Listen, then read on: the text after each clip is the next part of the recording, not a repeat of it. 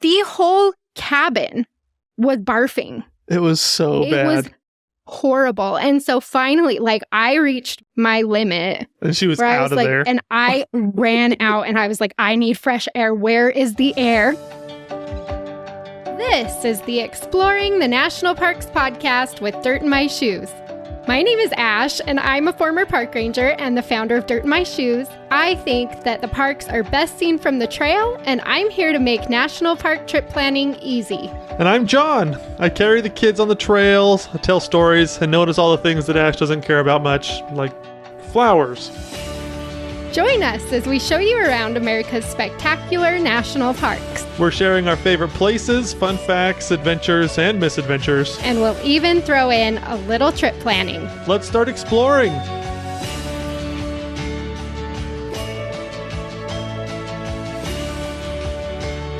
Okay, so I have been having some insomnia lately. Oh, interesting way to start the podcast episode. It's affecting me in so many different ways. But, like, I can't turn my brain off. I get like that every once in a while. Well, pretty much all the time. Right. But usually I just take, like, extra melatonin or NyQuil or something to, knock myself out. Or copious amounts of rum. I'll try that next time. But anyway, while I was laying in bed trying to fall asleep last night, I realized that I have a question for you that I don't know the answer to, and it's bugging the crap out of me. For me? For you. Okay. So here we go. My question for you is, what is your favorite Lord of the Rings character? Oh my gosh. That's like choosing your favorite kid. But I seriously don't know. For how much you talk about Lord of the Rings and watch Lord of the Rings and make Lord of the Rings jokes and references and stuff, I'm like, I was laying there and I was like, I don't even think I know which character you like the best. I think it has to be Aragorn. I think it has to be. Because the hobbits, while important to the story, are boring. That's the boringest part of the movies. False. For me. Very false. I don't know, the way I want to identify with the characters in the story, I want to be part of the action. Yeah, that's what I'm saying. That's why Aragorn's is he my favorite? No, he's not. Legolas is your favorite. I go between Legolas and Aragorn, but they're both part of the action. I think that's why. Right. I just don't know if I have the legs for the tights that Legolas wears pretty frequently. I would say not. Okay, so it's Aragorn. Yeah. Okay. Yeah. Boromir is also really cool, but he has the dark side and he doesn't make it through the whole thing. Yeah. So he's the only other man. And Gandalf, I love Gandalf. I could probably go on for a very long time. Yeah, let's not go on for a very long time. I got my answer, so. Aragorn, yes, son of Arathorn, and you owe me your allegiance. Nice. Because that's who I identify with. Yeah, okay. Okay, well, I mean, it was bugging me. So now we can move on. My second question then is, who is your favorite pirate? Yikes. Well, the ones that... Like a real life pirate or just pirates in pop culture? Either. It's got to be between, in pop culture, it's like Captain Hook, Captain Jack Sparrow, Captain Barbossa, or Jack and the Neverland Pirates. Is that his name? That's what the kids show that our kids always used to watch. Oh. No, I don't know. I think it's probably got to be, I love Captain Barbossa. Okay. He's so cool. He is like the real pirate. Because I feel like Jack Sparrow, what's the thing that the general always says? He has got to be the worst pirate that I have ever seen. Yeah. And then like 2 seconds later, he's got to be the best pirate I've ever seen. It's so good. I love Jack Sparrow, but I think like the real pirate is Captain Barbossa. He's so good. I am so excited. Ooh, Captain Crunch. Captain Crunch. He's another one. Yeah, well, I'm so excited for the podcast today because we're talking about Dry Tortugas, which, I don't know, it always makes me think of pirates. Oh, yes. Well, especially once we get into the fun facts episode, you will realize why it reminds you of pirates. Okay, well, we're not talking about that today so much, but we are talking about going to Dry Tortugas and exploring Dry Tortugas and spending time at this really, really strange park. It's so unique in terms of the... Amazing. Yeah. Oh, yeah. It's so cool. Like, I think you were the same as me, where it was like, yeah, I mean, this next time we go to Florida, we should probably try to get out to Dry Tortugas. It's one of the hardest parks to get to. Oh, it's so challenging. And it's expensive to get to. Right. And so we were like, well, we've been to the Everglades every time, and we probably should try to get out to Dry Tortugas this time. And so we booked the trip out there, but I don't think that either of us was really expecting, I don't know. I guess I just didn't know what to expect. Mm-hmm. And then, like, I remember, seriously, we got to the island, the key that Dry Tortugas, the main key is Garden Key. Yeah. And both of us were just like, this place is phenomenal. Oh yeah, it totally blows your mind. It does. Like I have been to some historical parks before in my time, and never have I ever been as blown away by what I found than when I visited Dry Tortugas. It was insane. Yeah. It was the coolest place to explore, and it was massive. And we're planning a return trip. We're going to save up and take the seaplanes next time, which we'll talk about here in a minute. Why? Right. But, like, I want to go back so bad. Mm-hmm.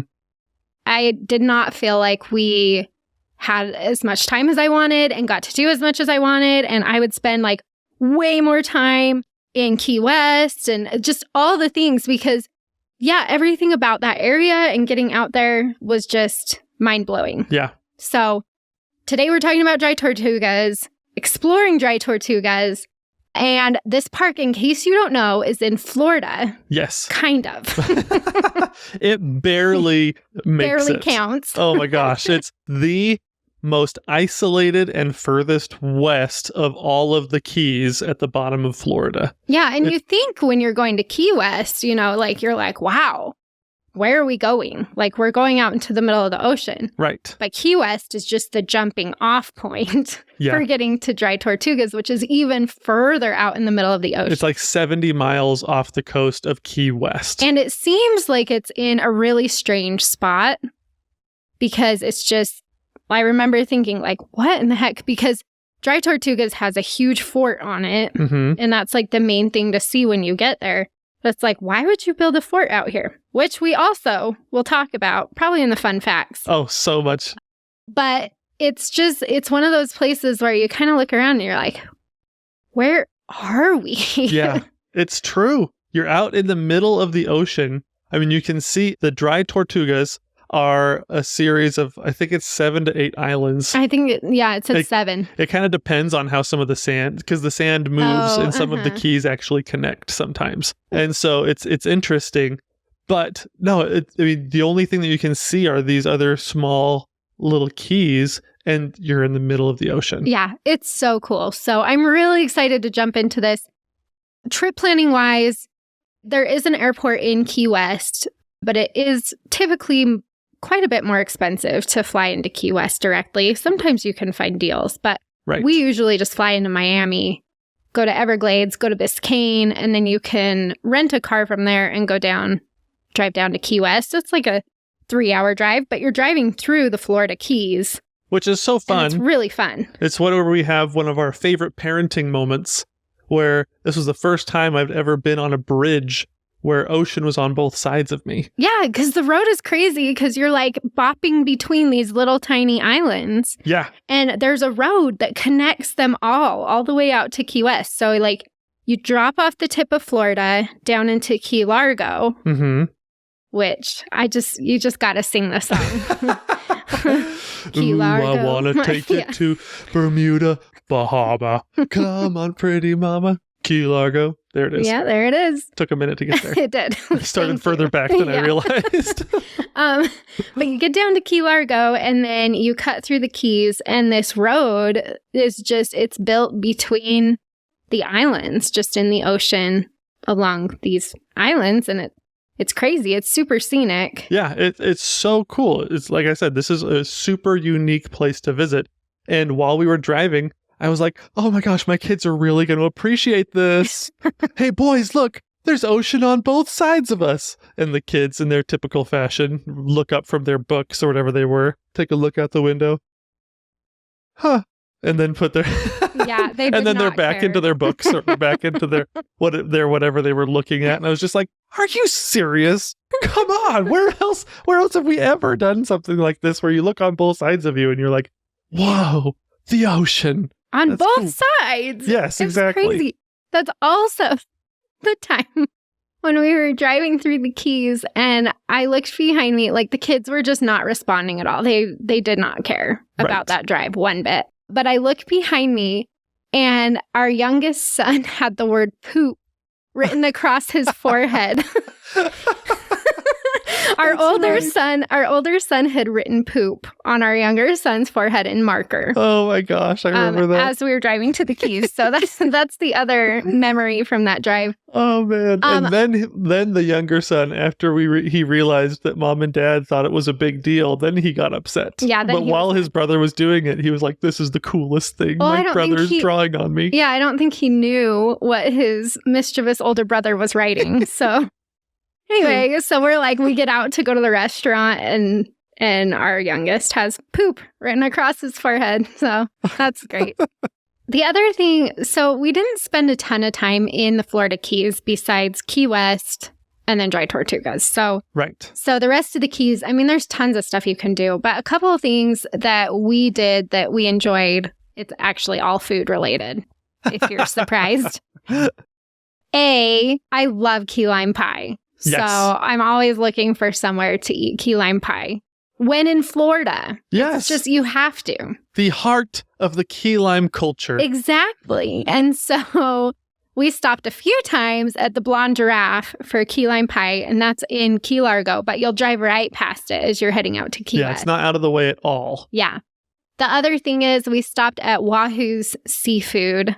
Oh my gosh. And that was good. That was so good. It's like a waterfront restaurant. It's on Isla Mirada. And it's this really, really nice island, like waterfront restaurant. We got to eat outside and watch the waves. Right next to the marina, so you can watch the ships. And you could tell that a lot of the boats in that marina are like chartered. And so a lot of people were coming and going on some fishing trips. It was really cool. Yeah, so that was fun. That's the restaurant we went to with poop written on the forehead of the young child. So that was a good memory too. All these old ladies looking at us as we're walking in. That little mongrel. It's like, if you have a 4-year-old, you would get it. Okay. So we just went straight to Key West pretty much. Right. Because we wanted to get there. And also because we were spending $600 freaking a night to stay in a hotel in Key West. Right. That is a pricey place. It's a pricey place. Like, I had major sticker shock when I started booking and trying to find hotels and stuff. And I was like, well, we want to be right on Key West because the ferry to Dry Tortugas leaves pretty early in the morning. Like, we didn't want to have to drive in from an hour away. Right. To stay on another key or something. So we did book straight in Key West, but it was like, for $600, you expect, I don't know, like, that's a lot of money to pay for one night at a hotel. You expect the person to walk you to your door, provide you with some warm towels to put around your neck. I mean, at least like a hot tub and free breakfast. But it was just a regular hotel room. Nothing fancy, nothing special. It was the Fairfield by Marriott. So it's not like we went like super cheap, but it was not $600 worth. You were definitely paying for location. It's true. Well, the places, like if you look at the map of Key West, it's a pretty small place. And so the real estate is, I don't know. It's prime real estate. It's prime real estate. Sure. That's exactly what I'm trying to say. There's only so much land above the ocean. Yes. Speaking of which, does anyone else get claustrophobic when you're on a small island? Ooh, good question. Anybody? I don't. You don't? Do you? Absolutely. I learned that about myself when I lived in Hawaii. It was like, because I lived in Hawaii for about a year and we had a tsunami warning while I was there. And the sirens go off and everybody has to get to the higher land and stuff. And I remember as I was moving to the higher ground, I was like thinking to myself, I was like, this island, I mean, the higher ground is like 20 feet above sea level. There's nowhere to go. Right. I'm stranded. What am I going to do? Like, I'm going to die out here. That was my thought process. And so Very rational. Listen, I am pretty scared of hurricanes, and I know that Key West gets a lot of hurricanes. And just being on that tiny island, I was like, I don't like being on islands. Yeah, I can understand that. I honestly, Hawaii, I totally don't get, but Key West, I kind of understand. It's Key way West smaller. is a lot flatter. Way smaller and flatter. I feel like a storm surge comes up and it would just go right over Key West. Yeah, it's just gonna sink. It's like, what movie is that where the island? It's like, Atlantis? no, it's like Aladdin and the King of Thieves. Do you remember that movie? Yeah, the giant turtle. The giant turtle island would like pop up in the middle of the ocean and then it'd go back down and then it'd pop up somewhere else so nobody could ever find it. Yep. That was a cool movie. That's how it feels to me being in Key West. It's like the water would just like go up and over the island, cover it. It's gone. Who knows where it's going to show back up? Yep. So that's my my irrational fear. But is it irrational? I don't know if it's completely irrational. By the way, I feel like they changed the animation on like Jasmine's nose. You know, as you watch the video and watch some of the movies. Well, I don't pay enough attention. I feel to like that. they changed the drawings of some of the characters along the way. Well, I would think for like the third movie, yes. They didn't have like their top animators on that one, probably. That's probably true. It wasn't one of the hits, if you know what I mean. Do you want to talk about Key West right now, or should we talk about Dry Tortugas and come back to Key West? Let's talk about Dry Tortuga. Okay. And then we'll come back to Key West, because there's some really cool stuff that we did on Key West that I think we should talk about, but also we just need to get to the cool place. We need to get to Dry Tortugas, because I think that would be the best thing. We should just get to our destination. Okay, so once you get in Key West, there are only two ways to get to Dry Tortugas National Park. Right. One is to take a boat, and one is to take a plane. And there's only one like operator for each one that's like a charter that you can book tickets on and they can take you. Right. So otherwise, you have to have your own boat or your own plane to do this. Which most of us won't. Most of us will have to pay someone else to get us out there. So those are the two options. You have the ferry or you have the seaplane. And the seaplane is a lot more expensive, as you would imagine, than the ferry. And so for this first trip that we took, we were like, we'll take the ferry. That makes sense. And it's like a 2.5 hour ferry ride. Yeah, we've been on longer ferry rides. Yeah. Not a big deal. No, it's not a big deal. But then it was a big deal.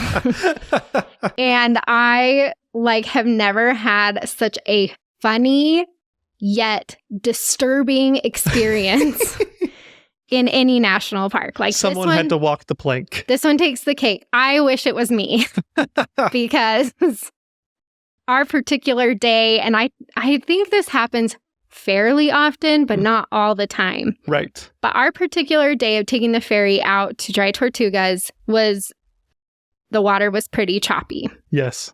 There was some bigger waves than normal. If we were in a plane, the pilot would have said, please keep your seatbelt on for turbulence. You know, it was there was some big waves. There were some big waves. And so you're enclosed, like the main part of the ferry is completely enclosed and you're just surrounded by windows.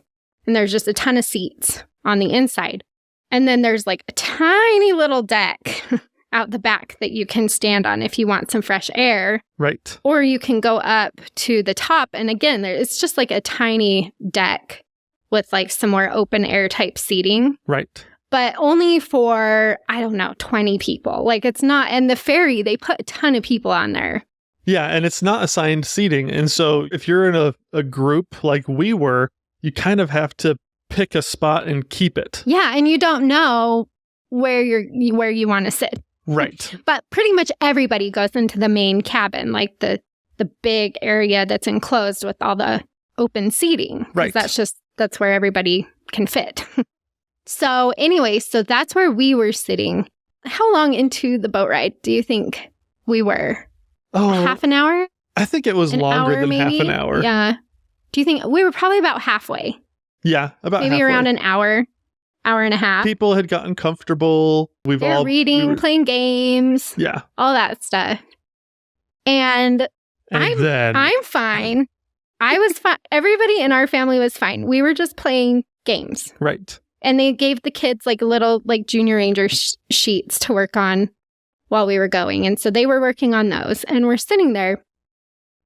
And all of a sudden, like the crew, you can tell the crew is like getting restless. Right. The people that are walking around making sure everyone's okay. Like all of a sudden, there's just this panic factor. Up until this point, the crew is advertising, there's food and drinks. You can get I think they were doing mimosas. I don't really remember or not.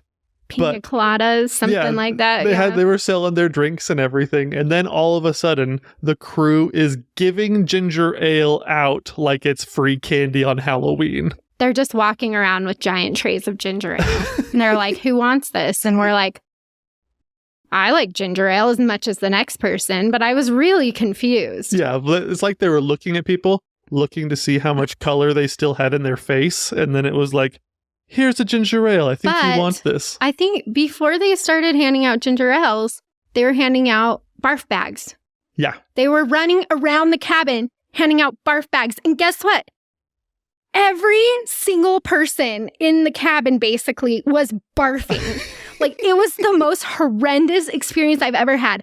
I went from being just fine to realizing that I've got 3 people at my back and all 3 of them are barfing into barf bags right now. Yeah. And I started to panic. Like, I was not motion sick at all. I felt fine. But once everybody else in the land, the crew's running around like slinging ginger ales to everybody. And if anyone needs a bag and, you got to go buy the Dramamine. Uh-huh. But it takes an hour to work. So when they tell you before the ferry starts, like, if you get motion sick, you need to get some Dramamine in you right now. Yeah. But anyway, the whole cabin was barfing. It was so bad. It was horrible. And so finally, like, I reached my limit. And she was out of there. And I ran out and I was like, I need fresh air. Where is the air? Because it wasn't like you were sick. It was the sympathetic reaction that you're having to everybody inside there. And the crew, like, I got stopped by like 3 different crew members who I think they could see the panic on my face. But the boat was rocking so much. It was like dangerous to try to walk around. And so I'm like getting like slung into seats and stuff. I was just like, I was mind single to where is the fresh air? Yeah. And so I ran out and I left John in the cabin with the kids. And then, so I'm standing out on the deck, like getting my fresh air. And I'm like, okay, I'm okay. I survived. And then our son comes out by himself with a crew member. And the crew member's like, your husband wanted me to bring him to you. So I guess my son was getting sick as well. Again, a sympathetic reaction. And so then that's when I realized, I was like, oh my gosh, I totally bailed on John. Like, he's in there still like being surrounded by people who are barfing. I'm just sitting there thinking, I looked at my sons in the eyes and I said, kids, I don't know if we're ever going to see your mom again. Oh my gosh, I was panicking so much. So then our other son comes out and he's standing out with me. And then because John couldn't bring both of the kids out. Right. Because he needed to be able to hold on to something so he didn't get slung across the boat. Right. Because it was so rocky. And so that's why he was stranded, because he couldn't leave the kids and he couldn't bring them both at the same time. So that crew member brought one of them, and then John came out behind with our other son, and we all just stood on this, like, it was a tiny little outside section. There was hardly any space, and we're just breathing in the fresh air. Okay. It was so crazy. We made it. We survived, and we did not go back into the cabin. Oh, man. And we did not ride back in the cabin at the end of the day either. No, we didn't. And it was pretty bad on the way back, too, but at least we were, like, out more in the fresh air. Yeah. So, oh my gosh, it was so traumatic. Like, and this is why the next time we go to Dry Tortugas, I'm like, oh no, we are paying the whatever $1,000 a person that it is to take a seaplane I am not getting back on that ferry. Just because Ash can't mentally get back inside the box. I can't. The puke box where everybody sits. I have never sat like close to so many people who were sick in my entire life. Like, it was the weirdest thing. The other funny thing I thought, though, like, people weren't they weren't panicking like I was. It was like the person behind me was just like quietly throwing up into their bag and then just like tucking it away. Yeah. And I was just like looking at them. People are having like normal conversations. Yeah. Just like, and so, parents are bringing their like law school aged kid. Yeah. And then in my third period, Professor, what's his name, assigned this paper that's due next. It was the weirdest thing I have ever experienced. And so that is our story of getting to Dry Tortugas National Park. May your experience not be as traumatic as ours. I will say I do not get motion sickness, and maybe you don't either, but like, take the motion sickness meds before. Mm-hmm. And if you don't want to be trapped in the box of throw up, don't sit in that main cabin area. Try to get up. Go when you get into the ferry, go up the stairs and try to sit outside in like the more open air area. Yeah, even if it's kind of hot outside, once you get on the ocean and the wind starts blowing, you'll kind of feel a chill. So just to make sure that if you want to be outside, like we will be if we take the ferry again, bring a jacket so that you're more comfortable sitting outside for a long period of time so you don't have to go inside the box. But if you don't care, then sit wherever you want. But if you're comfortable like these other people were, just join the ranks of normal conversation pukables. It was so bad. It was so bad. I don't think I've ever panicked that bad. Mm-hmm. Where it's just like, I need air, I need air, I need air. And I was not thinking about anything else. So anyway, there you go. Our trip to Dry Tortugas started out with a bang. Real nice.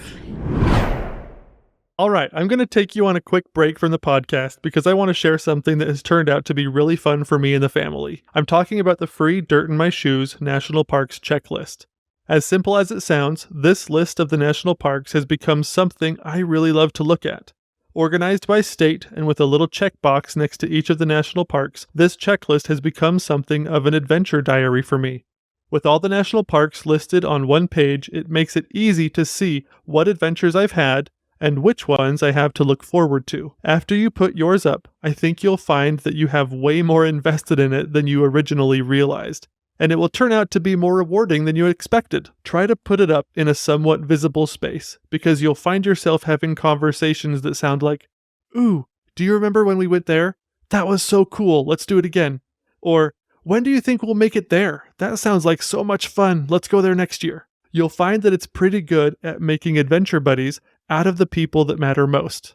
Besides, you bought those hiking boots for a reason. You might as well get credit for where they've been. To get your own free Dirt in My Shoes National Park checklist, click on the link in the show notes below or go to our website, dirtinmyshoes.com/podcast. So then you take the ferry and you get to Garden Key, which is where you find the visitor center and Fort Jefferson and the campground. Mm-hmm. Anyway, pretty much everything is just right here where the ferry drops you. Right. And from that point, you just have a few hours to explore the island. Right. And it's not a huge island. There's time to do everything, basically. But we started at Fort Jefferson, which I think was what I was the most excited to see. Right. Well, you get there and you finally realize how huge it is. It's massive. Pictures don't do it justice because the fort takes up the whole island. Right. Pretty much. Yeah. And so when you look at pictures, you're like, oh yeah, it's just like a tiny island with a tiny fort. Right. And then you get into it. Yeah. It's like this fort is massive. Oh, it's so impressive. Yeah, it's so big. And so I think there's kind of two groups of people at this point. Because you can do the scuba diving, and like the two main things to do on the island are snorkeling and then the fort. Is kind of how you want to split up your time a little bit, because there's not much beyond that to do. It's not like there's some major hiking trails. Well, not unless, so some people bring over like canoes or kayaks or something like that when they come over on the ferry, because then you can kayak around some of the other keys that are right there. Right. But for most people who come, you're really just going to spend your time either at the fort or snorkeling or both. Right. And I feel like a lot of people actually just went straight to the snorkeling and didn't even bother with the fort. Which blew me away. Like, I loved swimming. We definitely did some swimming, and that was really fun. But the fort was so surprising. It was so much bigger than I expected it to be. It had so many more unique features that I've never seen before.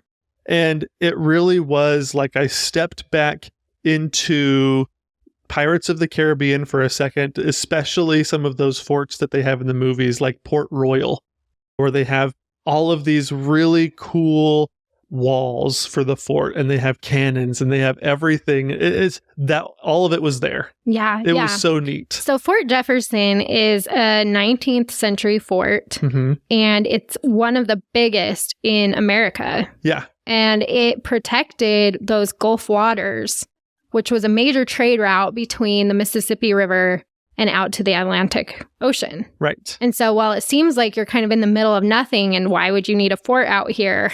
Because by today's standards, it really doesn't make sense. Oh, yeah. With today's transportation routes and everything, it no longer plays the same role that it did a long time ago. And we'll talk about that during the Fun Facts episode. You'll get a lot more context about why this is here. Because honestly, in today's world, that fort almost doesn't make sense being there. It seems really obsolete now, but the more and that's what was cool about touring the fort. And like when you first get there, there's a park ranger who does like a 20-minute overview. Just here's the fort, here's some history and stuff like that. And then from that point, you can choose if you want to join a longer guided tour with the ranger, or if you want to explore on your own, or if you want to go do something else. But so we sat in on the 20-minute talk and just learned, I don't know, it's crazy that they even had the building materials, that they got the building materials out there to build it. And anyway, all the things that you wouldn't normally think of or just didn't even cross your mind, they address in that 20-minute talk. And then we opted not to do the longer guided portion because our kids were young and they don't do as good with stuff like that. So at that point, we just went, they have a huge portion of the fort that you can just wander. Yeah. And that was so cool because you're going up tiny spiral staircases, and you get to the top and there's a giant cannon. Oh my gosh. And when you say giant cannon, you mean giant cannon. Yeah. We're talking about cannons that are tens of thousands of pounds, and they're just massive. And so this is a 3-level fort. So you have the ground level, and then you have a second level and a third. And the third level is open and you can see really far out. But the second level is probably my favorite. Why? I loved the second level because it was just so neat. You're just walking. If you look at a picture of Fort Jefferson, you see windows on the outside of the walls there. And when it was first built, they weren't really windows. They were shuttered. They had this really unique shutter system where as soon as the cannon would fire, the air pressure that preceded the cannonball actually going out of the end of the cannon, there was some air pressure that would fling open the shutters, and then the cannonball would go out, and then the shutters would slam back shut. Oh, that's and cool. It would just automatically happen. It was really cool, but every single one of those windows had a cannon. And on the inside of the fort where you're walking through, it's like you're walking through hundreds and hundreds of little archways. Yeah. But in each archway, there's kind of like a half circle where the people manning the cannons could swing the cannons different directions to aim at whatever they wanted. And so you're just walking through archway after archway after archway, room after room after room, and every single one was meant to house a cannon that could fire on an enemy ship or something. It is so cool. It really is so cool. So we did that for a while because we were just having a blast just exploring the fort and taking pictures, and our kids finished their junior ranger stuff. And definitely do the junior ranger stuff there because you learn a lot. And they get a cool badge that says Dry Tortugas, which proves that they made it all the way out there. Oh, yeah. It's so cool. So that was fun. But also, because this was a military installation, and it was meant to be like one of the most powerful military installations in the area, or especially in the Atlantic Ocean on the United States side, there's a whole lot of little things here and there that just illustrate how powerful this was. And one of my favorite things was the shot furnace is what it was called, the shot furnace. And so what they would do is they would heat up these cannonballs to be basically red hot, and then they would shoot them. And so you imagine these massive cannonballs, red hot, shooting at pirate ships or an enemy ship. I just thought that was the coolest thing. And because one of my favorite things to watch on YouTube or Facebook, it's called Florida Foundry. And it's basically all these people do is they heat up this little ball of copper to be red hot, and then they just put it on stuff and watch it burn. Oh my gosh. And I can't help but watch it.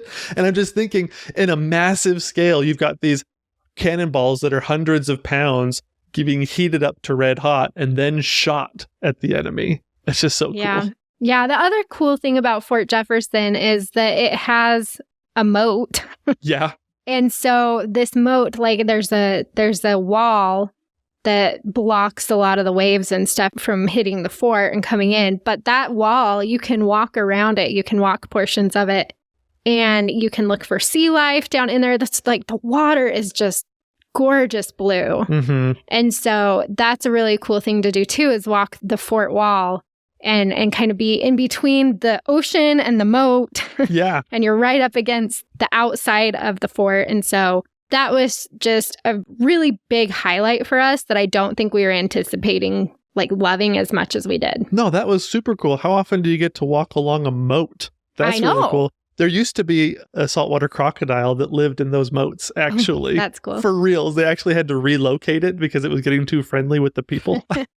And so, do you know what else I recall? I can't remember what year this was, but I feel like it was like the year after we went. So just maybe a year ago or 2 years, possibly. I can't even remember when we went. So Dry Tortugas has also been a refuge for, like, people have to go in there, like our military and stuff like that, to go in there to get safe harbor. Right. Yeah. When those big storms come through. Yeah. But like a year or two ago, I remember seeing in the news, they actually had to close Dry Tortugas National Park because a ship from Cuba landed at Dry Tortugas. Right. I remember And it was full of like refugees and so anyway, but like they had to go out and help them. Yeah. Figure out all the immigration stuff and everything. Yeah. But that's crazy. Anyway, so it's a cool location and it's cool to be there. And it's like, I don't know. It's just so different from any other national park. Yeah, it is. The fort is bigger. It's better. It's cooler. And then the water is it's so fun to be out in that warm Caribbean water. I know. It is warm, which is so nice. And it's so blue. It's like turquoise blue. It's the Gulf Coast blue that just, you take pictures and it looks like it's edited, like majorly saturated. Right. But it's real. That color is real. Now, we did not have the greatest luck with snorkeling. We bought snorkeling masks for our kids for our trip to Florida, and because we went to Hawaii like 6 months before that. And right. So we thought, okay, yeah, they're going to be able to do snorkeling. Like they did fine in Hawaii. No. No, they did not. They did not like snorkeling at Dry Tortugas, even though it was beautiful. It was cool. But that same storminess with the big waves that had caused so much commotion on the ferry ride out, then kind of... It was hitting against the island. It was where we were snorkeling. It was choppier than we wanted it to be. And the water was less clear. Yeah. And so the boys felt more claustrophobic in their mask than they did in Hawaii. Yeah. Because there was a lot more stuff in their face than would have been otherwise if it was more calm. Yeah, it did not go well. So we were glad that we spent more of our time in the fort before we got in the water, because we got in the water for about 5 minutes and the kids were like, I hate this. I don't want to be in here. And so John and I did a little bit of snorkeling on our own. Right. And then mostly we just dried off and enjoyed the sunshine and took pictures of the water. Mm-hmm. I am really disappointed that I did not see a tortuga while I was there. Yeah, it's true. We actually really didn't see hardly sea turtle. any wildlife. Yeah, it was because it was so choppy. Yeah. A lot of the creatures were taking shelter. The sand was in our face. But, I mean, the Dry Tortugas, they are an amazing place to snorkel and to scuba and to do a lot of really fun swimming and see some amazing things.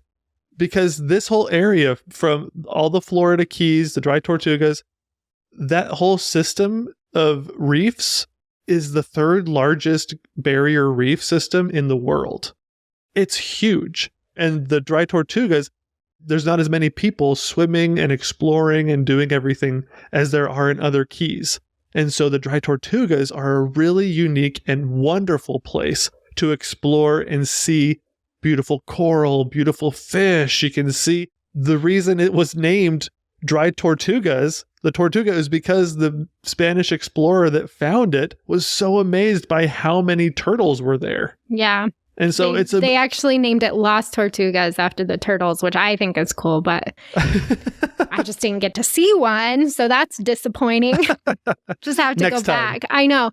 Well, and you never know what kind of weather you're going to get. I mean, you're booking this stuff quite far in advance. Right. Usually 2 to 3 months in advance at least. And so you just don't know that particular day. I mean, we had one day in our schedule to just go out to Dry Tortugas and come back. Right. And you book it in advance and stuff. There's no way for us to know what the weather's going to be like that day, or if we picked a good day, which is a little bit scary for me, the planner. I'm like, maybe I should give myself a little bit more flexibility here, but there's not a lot of room for that, especially when you're kind of a cheapo and hotels are $600 a night. It was like we were doing 2 nights in Key West and that's it. And one day at Dry Tortugas. And so I would like to go back out there and spend more time actually snorkeling and stuff. Do you know, I mean, they have part of Dry Tortugas National Park, there's another key that's called Loggerhead. Right. And that one has a shipwreck that you can go snorkel. And you could scuba it too, but it said it only goes down to like 20 feet. And there's just all sorts of marine creatures and stuff, but you're like actually looking at a shipwreck that like the ship is broken in two. And I'm like, oh my gosh, I want to do that, but it's really hard to get there. I looked. So, there's just other things that you can do, some really cool things. I am dying to get back out there. I was not disappointed, even though our snorkeling experience wasn't picture perfect. It wasn't what I was hoping for. Right. I was not disappointed in our time at Dry Tortugas at all. And I am counting down the time until we can get back there and explore it again. And especially now that I have so much more, like I know what to expect. I know what I'm going to be seeing, and I kind of know what I want to do. I feel like I'm just going to be like, I'm going to rush in there and be like, look at all this stuff, and then jump in the water. There's so much cool stuff to see and do. And especially if you listen to the fun facts episode before you go. And I think that you will just appreciate the Dry Tortugas so much more in the greater context of where they're at. Yeah. It's such a cool place. I can't wait to get back out there. But it can be a challenge to plan and a little bit more expensive than a lot of other national parks you've been to. It is for sure. And part of the Dry Tortugas experience, I would say, is spending some time in Key West. Yes. Because Key West is really cool. So after you go to Dry Tortugas for the day, you come back, you dock at Key West, and then there's all sorts of fun stuff you can do there. I felt like Key West was like a tropical Nashville. Yeah, it really was. You walk down Duval Street, which is the main street through there, and like there's just music, live music pouring out into the street, and everybody's partying like it's a party in the middle of the day. Day drinkers and like all the stuff. Margaritaville. It's a real life Margaritaville. It really does feel like it. I was so giddy with excitement for just like walking down Duval Street and listening to the music. Yeah. And I made John, we went and ate at Sloppy Joe's.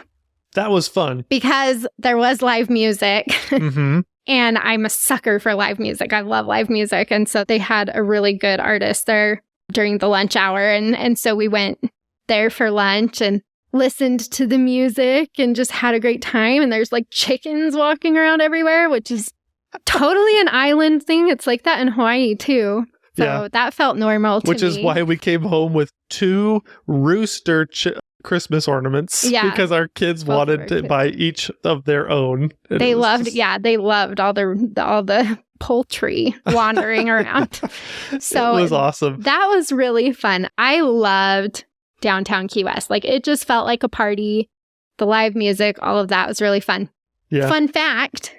Did you know that Sloppy Joe's was like Ernest Hemingway's haunt when he was in Key West? Really? It was. Interesting. I didn't even know that when we picked it and ate there.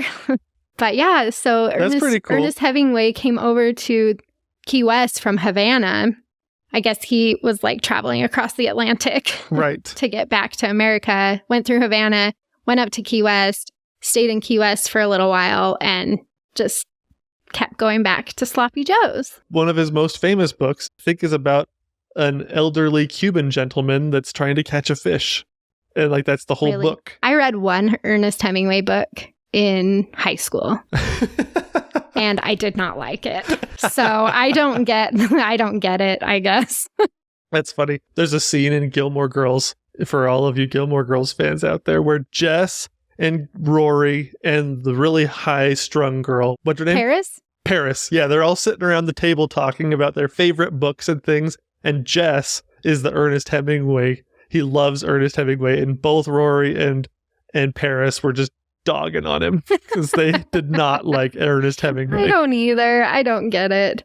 The other cool thing that we did in Key West that we really enjoyed was the Ingham Museum. Oh, yes. That was so cool. The Ingham is a Coast Guard cutter that was decommissioned in 1988, but it started being used in 1936. Yeah, so it was used during World War II. Well, yeah, World War II and was it Vietnam? Vietnam, and I'm not sure about Korea. Anyway, not sure where it was stationed. Yeah, I don't know, but it's gone through a few wars. Yeah, and you can tour this giant Coast Guard cutter that's in the Bay of Key West. That is so cool. It was so cool, and you get in there. If you were going to be claustrophobic, I would be claustrophobic in that. No, I'm not. I'm not claustrophobic in that. Just on an island. Oh my gosh, it was so funny. You get in there. Disappearing island. Yes, exactly. You get inside this Coast Guard cutter, and you realize, oh my gosh, all of these sailors had such small spaces to live in. You see, every space is small. It's super trendy and super cool to be like tiny living right now, and tiny houses and things like that. And the shows are like, you have to make use of every square inch. Well, I'm pretty sure the people that made tiny living a thing first, the original, was the Navy. Yeah. Because those boats use every square inch, man. Fun fact about me. I have been on a Coast Guard cutter, an active one, while it was on patrol. Nice. That's so cool. Did you know that? You probably knew that about me. Up in Glacier Bay. Yeah, when I was a park ranger at Glacier Bay, the Coast Guard came through. They were coming through Glacier Bay, and they asked for a couple of park rangers to come with them, and I got to go. It was so cool. You're like, oh, this mainland is just too claustrophobic for me. Put me on a boat. Nah, you never feel claustrophobic in Alaska. It was definitely the opposite when I went from the wide open skies and mountains and trees of Glacier Bay and onto the Coast Guard cutter. Yes. It was like, oh my gosh, how do you guys live here? But that was pretty cool. That is cool. To be on an active one. Yeah. This was a cool one just to explore it after it's been decommissioned and restored, you know. That one was really neat, but be on a new one, that would be cool. You know what I like about places like that too is like you always have these old timers that just love to share and celebrate the history of the Navy or whatever branch of military that they served in. A lot of them are retired veterans, right, that are volunteering at these spots and just wanting to share a story. And so you have really fun conversations with these old folks that are just wanting to share all of their insights and everything. And in some cases, I don't remember if the guy who we talked, I mean, he wasn't on that particular Coast Guard cutter, but he had been in the Coast Guard. And anyway, it's just cool. So I love stuff like that too. It was so fun listening to those guys tell stories. And depending on the war that they were in, there were some, I don't think any of the guys that we talked to were from World War II, but there were some other guys that had been on more recent police actions or and some other things. It was really interesting. They were fun to talk to. And our kids were like, old man strength is a real thing. And these guys had a really firm handshake. And I don't think my kids were ready for that. Yeah, but they gave him a sticker, so they were okay. Yes. So, hello, young man. Smash. Crunch. Yeah. So that is our first trip to Dry Tortugas. And I would love to go back. We will go back for sure. It's hard to get to. And so it's not a park that we're like, yeah, we can go there whenever we want. Right. But we would love to hear your experiences if you've been to Dry Tortugas, or if you have any questions about your trip. I can answer some of your questions if you're hoping to visit for the first time. I'm happy to sit down and answer those questions. So go to dirtandmyshoes.com/podcast and leave us your questions or comments. We would love to hear from you about Dry Tortugas. But otherwise, hopefully you will eventually be able to make it to this park. But it's definitely one that should be on your bucket list. Thanks for exploring the national parks with us. Please share, like, and subscribe. And if you need any help planning your own trip, click on over to dirtandmyshoes.com. See you next week. Same time, same place. And don't forget to get some dirt in your shoes.